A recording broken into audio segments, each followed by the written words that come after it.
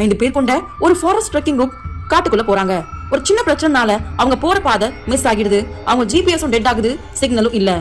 சரியா இரவு 2 மணி ஆகிடுச்சு. காடு முழுக்க காற்று சத்தமும் இலைகள் உரச சத்தமும் ரொம்ப பயங்கரமா கேக்குது. தூரத்துல பாக்கும்போது ஒரு பழைய சின்ன கோவில் தெரியுது.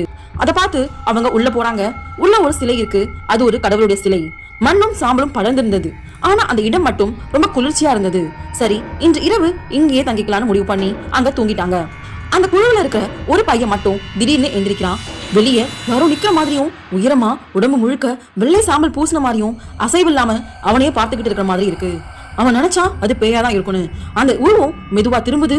அந்த நேரம் இருட்டுல ஒரு ஒளி தெரியுது. அது வேலுடைய ஒளி மாதிரி இருக்கு. காற்று திடீர்னு நின்று போது. அவன் கத்தணும்னு நினைக்கிறான், ஆனா சத்தம் வரல. காலை அவங்க எல்லாரும் சேஃபா அந்த காட்டை விட்டு வெளியே வந்தாங்க. அந்த பழைய கோவில் கூட இப்போ தெரியல. அங்க இருந்த கிராமத்தவர்கள் சொன்னாங்க, அது பேய் இல்ல தம்பி, இந்த காடு யாருக்கும் தீங்கு செய்யாதபடி அவர் காப்பார் அப்படின்னு. அனைவரும் இதை நம்பிட்டாங்க. ஆனா அந்த பையன் வீட்டுக்கு போறான். அவனுக்கு மட்டும் இது எதுவுமே சரியா தோணல. அந்த முகம் பாக்குறதுக்கு சிறையில் இருக்கிற சாமி முகம் மாதிரி தெரியலன்னு அவனுக்கு நல்லாவே தெரியும். அங்க வந்தது யாரா இருக்கும்? பேயாதான் இருக்குமா இல்ல கடவுளா இருக்குமா? என்னன்னு கமெண்ட் செக்ஷன்ல சொல்லுங்க. இந்த வீடியோ பிடிச்சிருந்தா லைக் பண்ணுங்க, ஷேர் பண்ணுங்க. இது போன்ற மேலும் வீடியோக்கள் பார்க்கணும்னா இந்த சேனல் சப்ஸ்கிரைப் பண்ணிக்கோங்க. இந்த வீடியோ பார்த்ததுக்கு நன்றி.